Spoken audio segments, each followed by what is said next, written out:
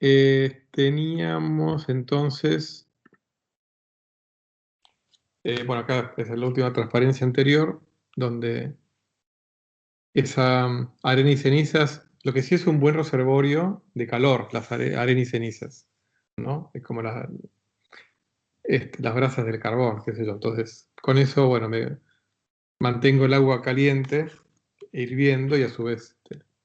Muy bien. Hay un decreto del año 300 más o menos del emperador Diocleciano donde ordenaba quemar los antiguos escritos de los egipcios que trataban sobre el arte de fabricar oro y plata. O sea, fíjense cómo hubo cierta persecución, ¿no? En este caso de Diocleciano, pero yo creería que fue más que nada que más que perseguir a los que quieran fabricar oro y plata, es a los que quieran falsificar oro y plata, ¿no? Pero bueno. Y acá un poco me detuve a discutir me detengo a discutir el origen de la palabra alquimia, que en realidad, justamente como les dije, hay dos vertientes. Una es la palabra árabe, alquimilla, que de ahí, bueno, obviamente deriva química en castellano, pero que como los árabes tradujeron textos de todo tipo griegos, entonces quizá el quimilla ese provenga de la palabra griega kumeia, que significa mezclar, pero digamos, echar juntos o echar dos cosas en el mismo recipiente, o verter juntos, ¿no? Y lo otro es lo que les dije, ¿no? Cuando comentamos lo de que me quemé, que es una palabra que en copto significa Egipto, ¿no? Con lo cual quizá Quimiyá provenga de quemé, porque tiene que ver con lo que para los árabes sería ciencia egipcia, ¿no? Pero bueno, son todas especulaciones. O sea, Kumeya y quemé suenan parecido, ¿no? Lo cierto es que la palabra química del castellano deriva de alquimilla árabe, eso sí. Ahora, ¿de dónde viene el alquimilla? Bueno, puede ser de Kumeya o de quemé, ¿ok? Muy bien, vamos a detenernos un poquitito con los neoplatónicos. En realidad nos vamos a tener un buen rato, un poquito con Plotino, que fue el fundador, pero con los neoplatónicos vamos a dedicarles un buen rato. Como les dije, es la última escuela filosófica pagana de la antigüedad y de alguna manera también representa acá puse punto culminante, bueno, por varios motivos o muchas interpretaciones tiene la palabra punto culminante, es porque es la última escuela, porque recoge influencias tanto del platonismo, del pitagorismo, también de Parménides, de los eleatas en general, algo de los estoicos, algo del aristotelismo. Por ahí de los que menos influencia tienen es de los epicúreos. Pero el del resto es como que eh, recoge, bueno, también de la naciente religión cristiana, que como nació en Judea, la religión cristiana, a su vez la religión cristiana nació con fuertes elementos de la religión judía, ¿no? Entonces, de toda esta mezcla surge las doctrinas de Plotino, ¿no? Eh, o sea que ya la doctrina de Plotino ya nace con un fuerte componente religioso, ¿m? Aunque sea pagano. ¿Eh? Esto que está acá es una posible cara de Plotino. Es un busto que está en el Museo Ostria Antica, ahí cerca de Roma. Como Plotino fue a Roma, entonces se encontraron 4 réplicas con este mismo rostro, entonces se cree que es de Plotino. por distintos motivos, ¿no? Que desconozco, pero se cree que... Pero bueno, no es esa ciencia cierta.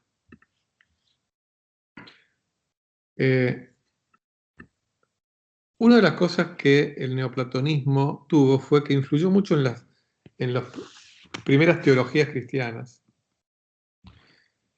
Y es curioso porque el neoplatonismo, por un lado, como fue la última gran escuela pagana, fue como una especie de último enemigo ideológico de la creciente doctrina cristiana, pero por otro lado se constituyó en la base para la filosofía detrás del pensamiento cristiano. O sea, a partir del siglo III, bueno, a partir de Plotino en adelante, muchas de las ideas de Plotino se toman o son incorporadas por varios de los padres de la Iglesia o de los primeros teólogos cristianos, ¿no?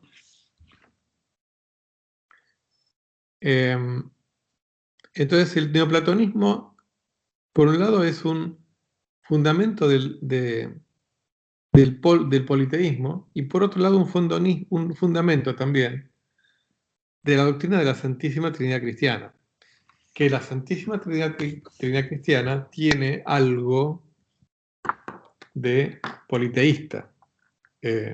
Obviamente si me escucha un teólogo católico me va a llamar blasfemo, pero tiene elementos de politeísmo y ni hablar a toda la adoración de los santos, ¿no? Por parte de los practicantes de la Iglesia Católica. O sea, realmente la Iglesia Católica en ese sentido fue muy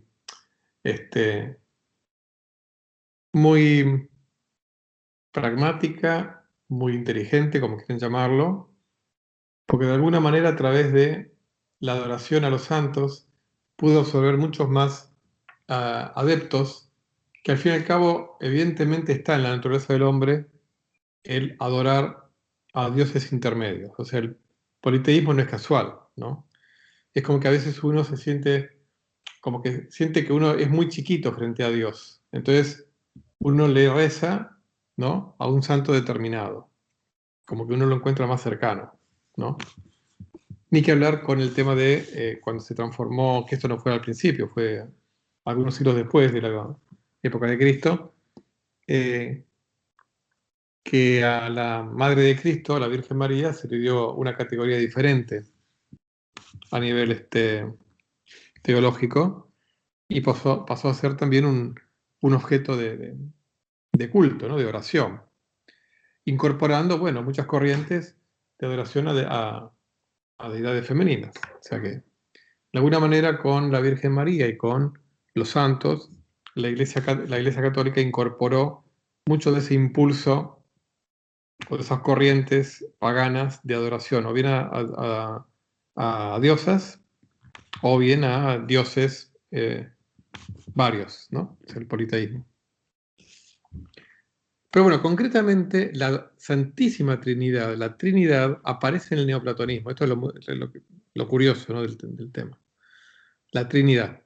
Pero otra Trinidad, no Padre, Hijo, Espíritu Santo, otra, pero tres. Ahora, digamos, se lo voy a comentar un poquitito. Entonces, el neoplatonismo, o la historia del neoplatonismo se suele dividir en tres fases que tienen que ver con cuestiones cronológicas y con cuestiones de en dónde fue, digamos, el epicentro, ¿no? Inicialmente la fase de Alejandría y de Roma, la original, con Plotino, que vivió tanto en Alejandría como en Roma, siglo segundo y tercero. Luego la fase siria, siglos cuarto y quinto, ya lo vamos a ver, y luego la ateniense, la última, siglos quinto y sexto, hasta que se prohibió toda actividad pública que fuera pagana, ¿no?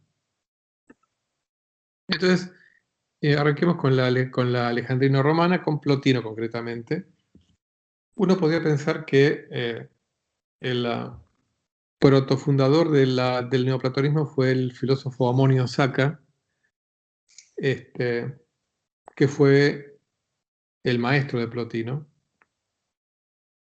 Pero bueno, sabemos muy poco de Amonio Saca y mucho menos de cuánto de las doctrinas de Plotino se deben a Amonio Saca, ¿no? Sí, bueno, Plotino vivió entre el 204 y el 270. Nació en Licópolis. Esto está en la actual provincia egipcia de Asiut. Fue discípulo de Amonio durante 11 años. Y luego hizo un viaje, junto con toda una expedición, este, helénica, digamos, a Persia, donde aprendió la sabiduría persa e hindú, con lo cual Plotino también conoció el zoroastrismo, ¿no? Y luego viajó a Roma en el 244, o sea, ya tenía 40 años. Y ahí fue donde estableció su escuela, que se hizo muy numerosa. Claro, un personaje que venía de Egipto, con, digamos, cultura griega, que encima estudió en Persia y en la India, realmente es una caja de sorpresas, ¿no? Incluso Plotino llegó a conocer personalmente al entonces emperador Galieno, romano,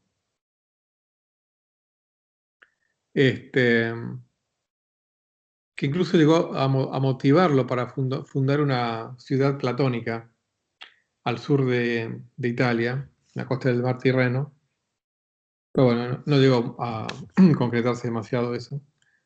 Pero bueno, ¿en qué estamos? En el siglo III, después de Cristo, donde ahí ya empieza a pronunciarse, digamos, la inestabilidad y empieza de a poco la decadencia del Imperio Romano. Bueno, una decadencia que va a tardar 200 años, ¿no? En parte motivado, bueno, en parte a esa enorme expansión, las enormes riquezas de la casta gobernante, los senadores, los emperadores, ese alejamiento de la realidad y por otro lado, como suele pasar y ha pasado tantas veces, ¿no? Una toma de conciencia por parte del poder concreto, positivo, si quieren, de los militares. Y bueno, y concretamente lo fácil que fue para muchos asesinar emperadores, ¿no? Este, lo curioso es que ningún escrito de Plotino aparece ninguna referencia a estos hechos o a esta época tan inestable. Algunos dicen que es porque justamente esta inestabilidad afianzó, digamos, la despreocupación de Plotino por las cuestiones mundanas, ¿no?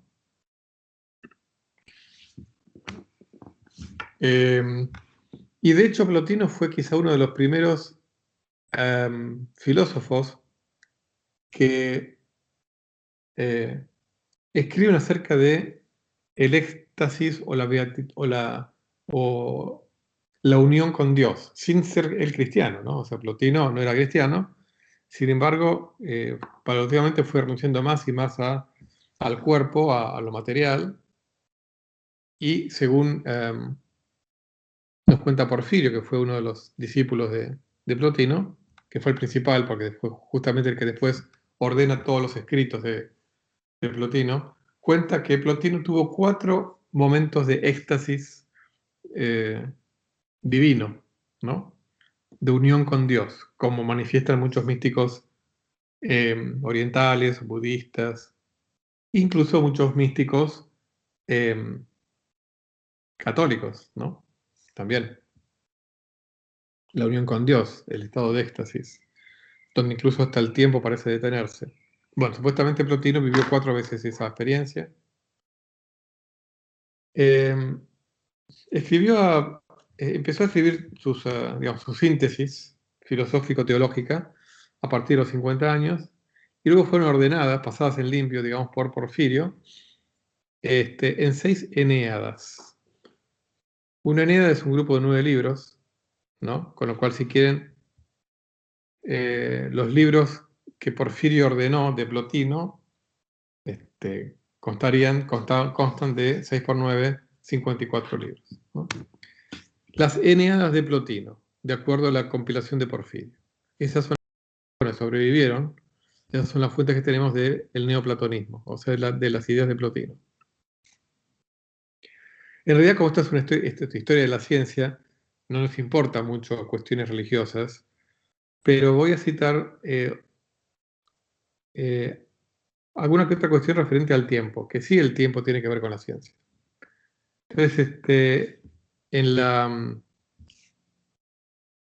el párrafo octavo del libro 7 de la Eneada 3 de Plotino, dice: el movimiento no puede ser tiempo. Se habla de un acto definido de movimiento o de una suma unida formada por todos esos actos, pues en ambos sentidos el movimiento tiene lugar en el tiempo. Y, por supuesto, si no hay ningún movimiento en el tiempo, la identificación con el tiempo se vuelve totalmente insostenible.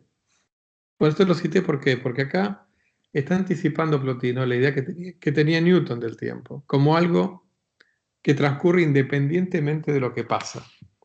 O sea, para Plotino, aún en el caso en que nada ocurriera, en que nada se moviera, el tiempo sigue fluyendo. Y esa es la misma idea que tiene Newton, y que no tenía Platón, ¿no? Y que Aristóteles tampoco la tenía tan definida como la va a tener, como la tiene Plotino o Newton. O sea, que haya un tiempo que fluye independientemente de lo que pasa. Porque para Platón está claro que había una unión entre tiempo y el ciclo de los astros.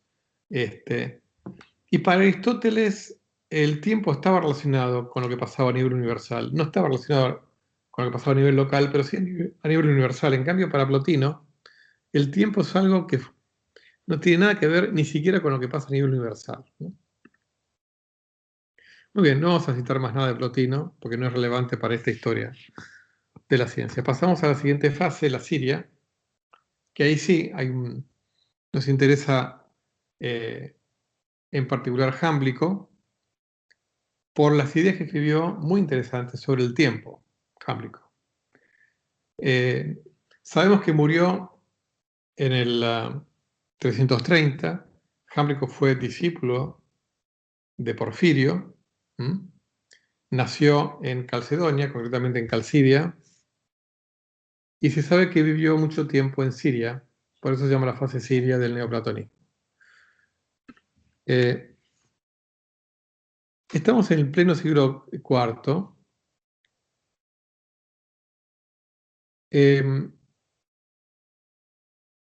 Estamos en Siria, aparecen obras de comentario de filósofos griegos, pero en la zona de Siria también hay influencias orientales, concretamente influencias persas, ¿no? Y en menor medida de la India. Acuérdense que, ¿no?, el abuelo intelectual de Jámblico, o sea, Plotino, había ido a Persia y ha llegado a la frontera con la India, ¿no? O sea que esta fase se vuelve muy mística, esta fase siria neoplatónica se vuelve muy mística. Hay mucha especulación muy fantástica. Se multiplican algo que ya había aparecido con Plotino, que son las hipóstasis. Las hipóstasis tienen que ver con cómo se manifiesta la suprema deidad en el mundo, ¿no? Entonces, para comprender la relación entre el uno inmutable y el mundo cambiante, aparecen más y más hipóstasis. Hay una cosa que por ahí tendría que haberles dicho cuando hablé de Plotino, que hablé muy poquito, y es que una de las cosas y acá está el tema de la, digamos, Trinidad neoplatónica. Plotino creía que estaba como suprema deidad el uno inmutable, ¿no? El uno inmutable, que por ahí aparece mucho la influencia de Parménides. El uno inmutable está más allá de todo, más allá del mundo, más allá del tiempo, más allá del todo, ¿no? Como segunda gran deidad, si quieren, está el intelecto. El intelecto es algo que está igualmente fuera del tiempo, que está en contacto con el uno, pero de alguna manera que está un paso menos lejos de nosotros que el uno. Y finalmente está el alma del mundo, o la vida. También Plotino usa mucho la palabra vida. El alma o la vida, el alma del mundo, que sería como una especie de manifestación pero también única, una manifestación divina en el mundo temporal, o sea, en nuestro mundo, en donde está el tiempo, en donde está la duración, está el alma del mundo. La vida del mundo sería esa eh, ese gran Dios temporal. Entonces sería algo así, está el intelecto como intermediario entre el uno y el alma del mundo. Entonces por eso les digo que se prestó mucho, y de hecho, o sea, fue así, adaptar buena parte de las doctrinas neoplatónicas a digamos, al problema cristiano de cómo es la relación entre Jesucristo y Dios. Entonces, Dios sería, digamos, el análogo al uno, ¿no? Al uno neoplatónico.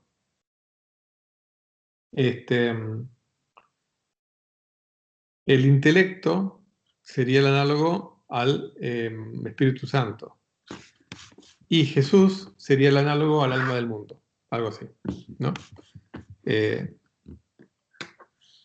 O sea, Dios como algo que está fuera del tiempo, y de eso, eso lo va a sostener los grandes padres de la Iglesia, los que, como por ejemplo Santo Tomás de Aquino, Dios fuera del tiempo.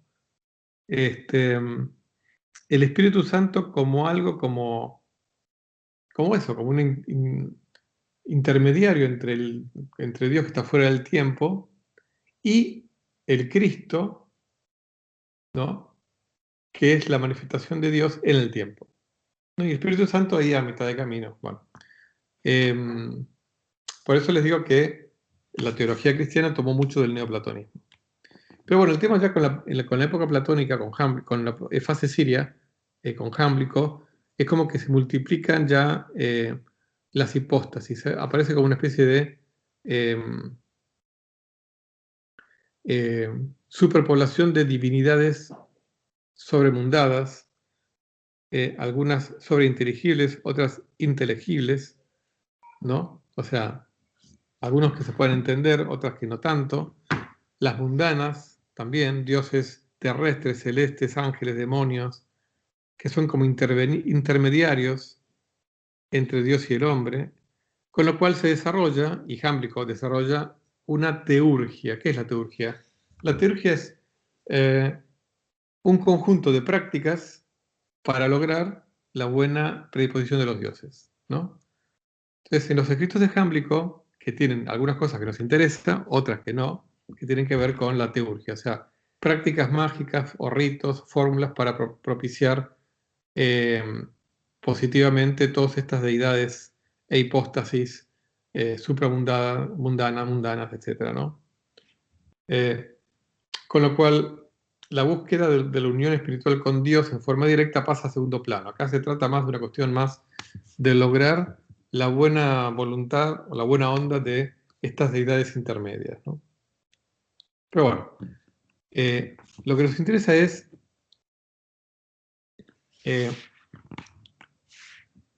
qué opinó Jámblico sobre el tiempo. ¿Por qué? Porque es de lo que escribió que tiene que ver con algo que tenga que ver con filosofía natural, o sea, el tiempo. Hay una obra que se llama De los misterios de los egipcios, ¿no? Es una obra neoplatónica que, según Proclo, que después vamos a hablar de Proclo, la escribió Jámblico, pero hoy se sabe que en realidad la escribió un discípulo de Jámblico.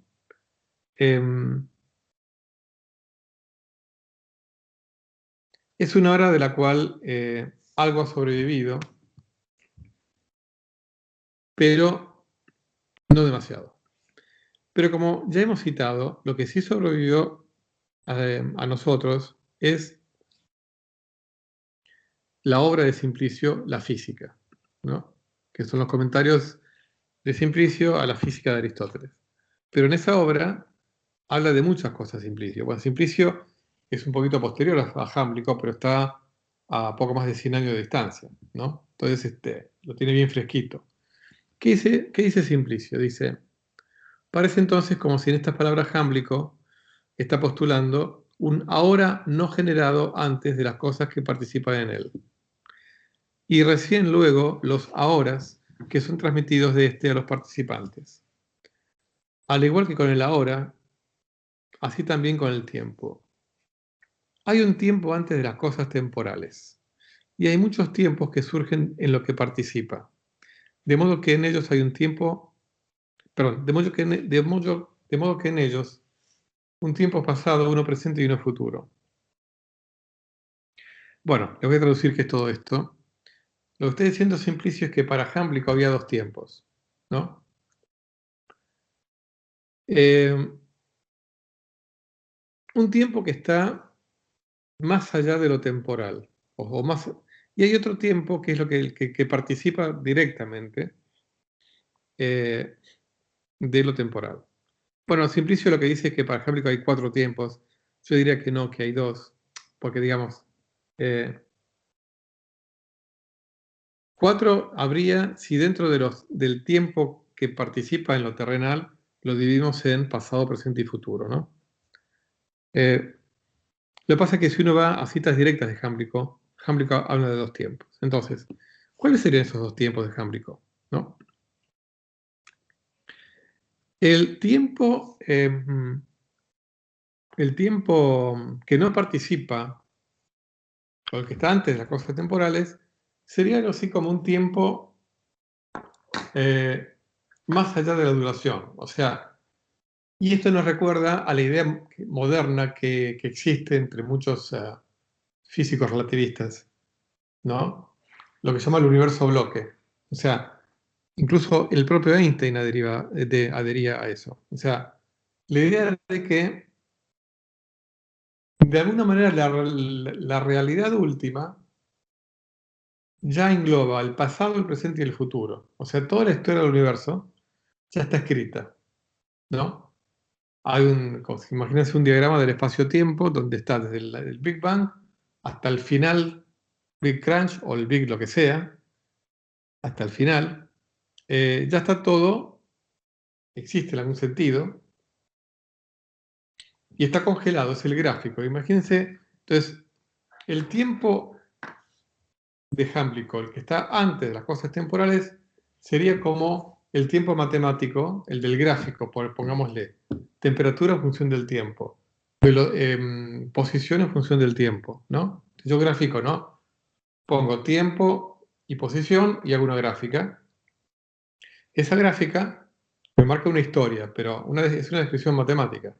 Ahí está el tiempo, ¿no? Pero no hay una duración, no hay un transcurrir del tiempo, como un póster que tengo colgado en la pared, ¿no? En cambio, el otro tiempo del que habla Jámblico sería el tiempo de estar metido ahí adentro de la gráfica e ir fluyendo. Es el tiempo que vivimos, o sea, la duración, el flujo del tiempo, el estar aquí y ahora y sentir que nos pasa el tiempo. Mientras que el otro tiempo, el que está antes de las cosas temporales, sería, pongámosle, si yo escribiera mi biografía, no sé, o mi diario de lo que viví los últimos 3 días. Esa es una historia que está congelada. Es como un gráfico de mi recuerdo en función del tiempo. Bueno, mi diario sería ese gráfico o esa biografía. La biografía, el libro, sería ese gráfico que está en donde no hay flujo, ¿no? Y por otro lado está el flujo mismo, el que experimentamos. Entonces, de alguna manera, Jámblico es el primer pensador que explícitamente trae esta idea de 2 tiempos, que les digo que es algo que anticipa a muchas de las discusiones actuales sobre qué es el tiempo, ¿no? Y si hay 2 tiempos o no. Si hay un tiempo matemático y otro tiempo fenomenológico. Digo que lo trae explícitamente porque en realidad Aristóteles ya había hablado de esto cuando, por un lado, Aristóteles nos habla de el tiempo medido, del tiempo en relación a los astros, y por otro lado nos habla del tiempo como el número en relación al antes y al después. Y yo se los comenté, se los comparé con el acto de contar, 1, 2, 3, y de recordar, o sea, el acto de contar supone memoria y supone que uno está contando, 1, 2, 3, es un... ¿no? O sea, implícitamente Aristóteles también habló de más de un tiempo, pero Esto de escribir tan explícitamente que haya dos tiempos, bueno, me parece que Jámblico es un primer ejemplo de escribir acerca de dos tiempos distintos, el tiempo matemático congelado y el tiempo fenomenológico humano, ¿no? Aunque él no lo haya llamado matemático, está hablando de el tiempo antes de las cosas temporales, o sea, ese, ese registro cósmico, o dirían registro akáshico los místicos, o sea, ese lugar donde está todo. Lo cual me recuerda, para el que vio Interstellar, hay una parte en donde uno de los protagonistas llega como una especie de cuadrilla en donde está la imagen de la habitación con los libros, está ahí la hija, pero en infinitas situaciones, ¿no? En distintos tiempos, ¿no? Bueno, algo así. Bueno, finalmente vamos a la fase ateniense, neoplatónica, cuyo principal protagonista es Proclo, que les cuento como anécdota que Proclo fue uno de los que intentó demostrar el quinto axioma de Euclides a partir de los otros cuatro y por supuesto no lo logró, ¿no? Bueno, la fase neoplatónica ateniense es, si quieren, la más racional, es como que supera todo el ultramisticismo polipostásico, politeísta y teúrgico de la fase siria. Es como que también hay un regreso desde la perspectiva neoplatónica, comentar obras de Platón, de Aristóteles. Eh, Quizá el precursor de esta fase es Temistio, que fue un alto funcionario del Imperio Romano, pero de Oriente, y también filósofo, este, eh, oriundo de una población en las costas del Mar Negro, Paflagonia, falleció en Constantinopla, ¿no? La actual Estambul, que digamos, en la época en que ya Constantino había fundado Constantinopla, ¿no? Siglo IV. Muy bien. Plutarco de Atenas, llamado el Grande por sus discípulos, lo, se lo considera el fundador de esta fase.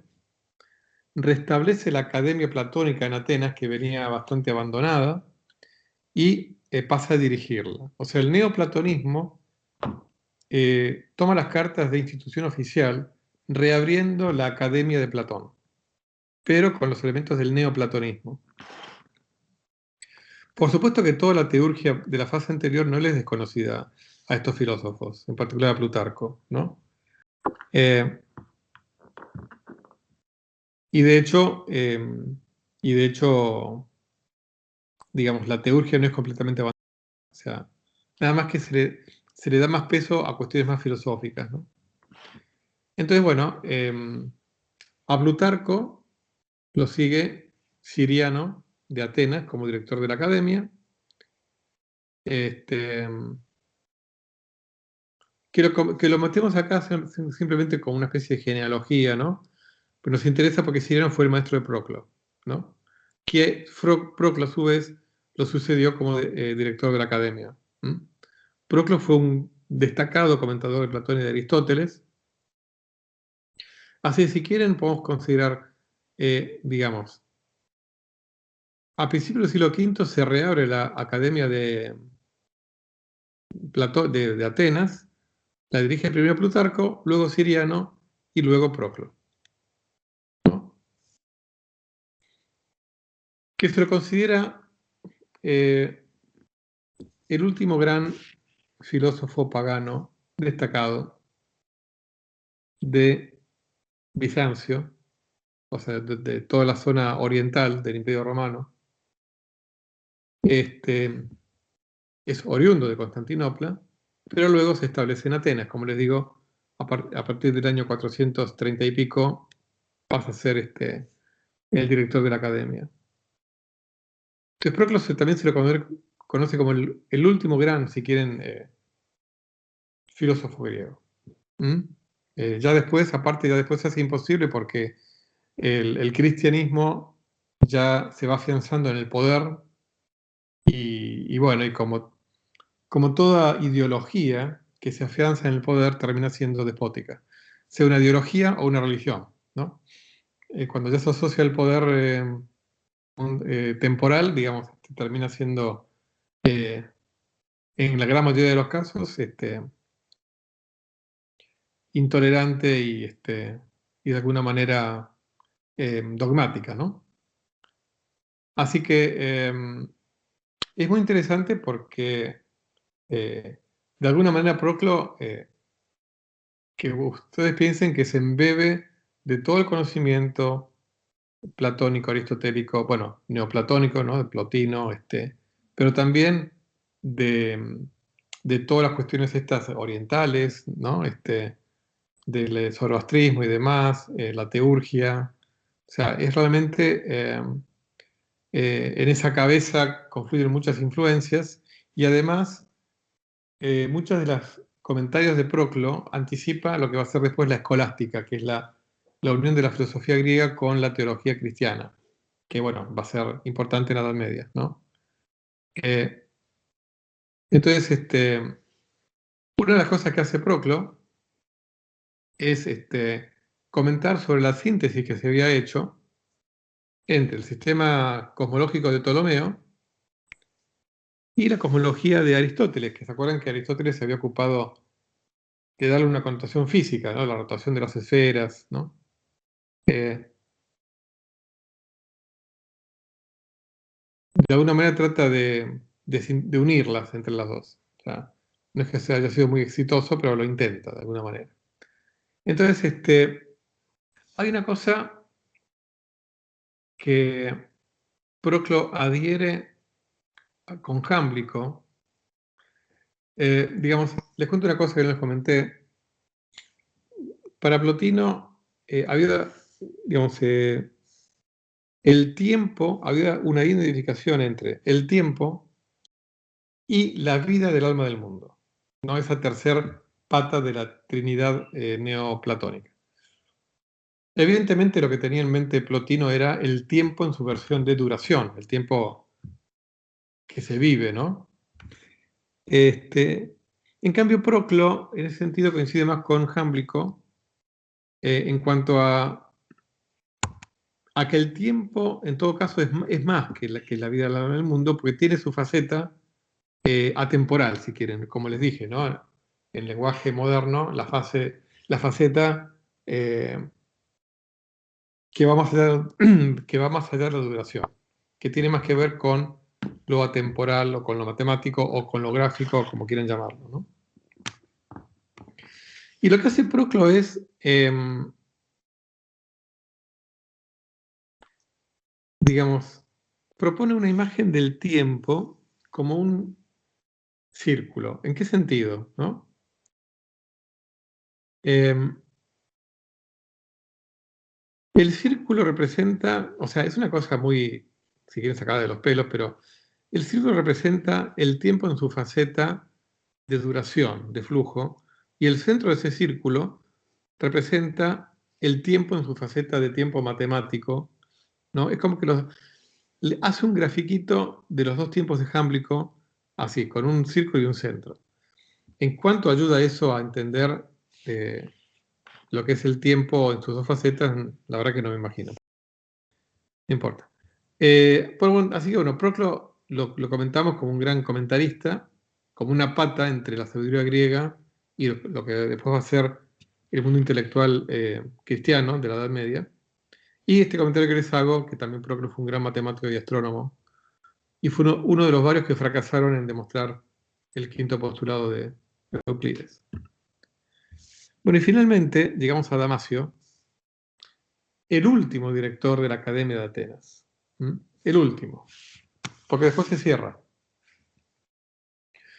Por disposición de Justiniano I, emperador romano, que en el año 529 ordena cerrar todas la academia, con lo cual Damasio se va, junto con otros 6 maestros, filósofos. Fíjense, se va a Persia, donde había una mayor tolerancia. Bueno, de hecho, obviamente Acuérdense que Persia nunca cayó bajo el Imperio Romano, ¿no? Y tampoco, digamos, entre comillas, tampoco cayó bajo la influencia cristiana, ¿no? Bajo la religión cristiana. Así fue la corte de Cosroes I, que era el rey de Persia en ese momento, el emperador, perdón, el rey de Persia. Y estamos hablando ya del siglo VI, ¿no? Lo que pasa es que ya después de eso, después del 529, no se sabe bien qué fue de la vida de Damasio. Se supone que, o sea, vivió varios años en Persia. Lo que no queda claro es si volvió a Alejandría o no. Eso no queda claro. Eh, Puede ser que sí, ¿no? Pero bueno, lo que nos interesa es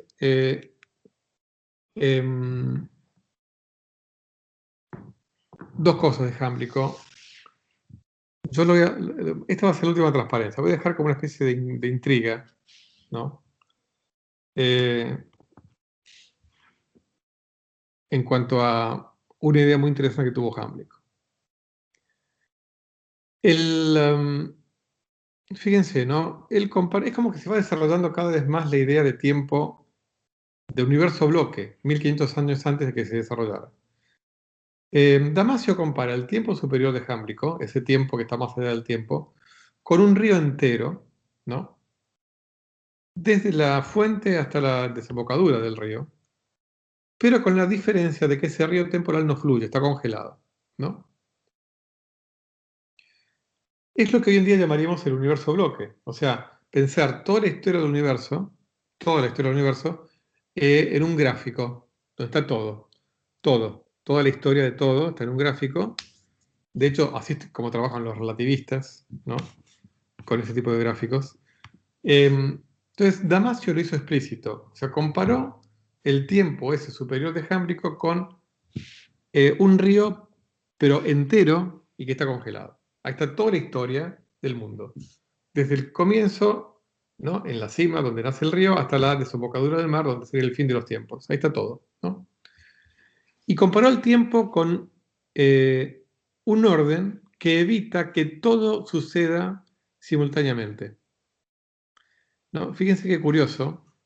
Definir el tiempo como un orden que evita que todo pase simultáneamente. O sea que la extinción de los dinosaurios coincida con la Segunda Guerra Mundial, ¿no? O que el descubrimiento de los microorganismos por parte de Pasteur coincida con la invención del tornillo por parte de Arquímedes, ¿no? Por ejemplo.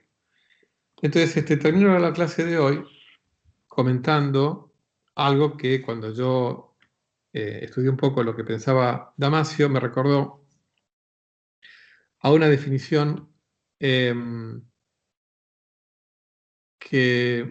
dio John Archibald Wheeler, que fue un físico norteamericano que hizo muchas contribuciones a la relatividad general, a la mecánica cuántica y a la gravedad cuántica, muchas contribuciones. Y él comenta que una vez vio en un graffiti en un café en Austin, Texas, un texto que decía lo siguiente: el tiempo es la manera que la naturaleza tiene de evitar que todo suceda de una vez. Y eso es como que lo incorporó. Entonces siempre Wheeler decía eso, ¿no? Para él el tiempo es la manera que la naturaleza tiene de evitar que todo suceda de una vez. Y esto lo dijo Damasio, 1500 años antes o 1400 años antes que Wheeler, o que la persona que escribió ese graffiti en un café en Austin, Texas. Así, bueno, voy a cortar acá la clase de hoy.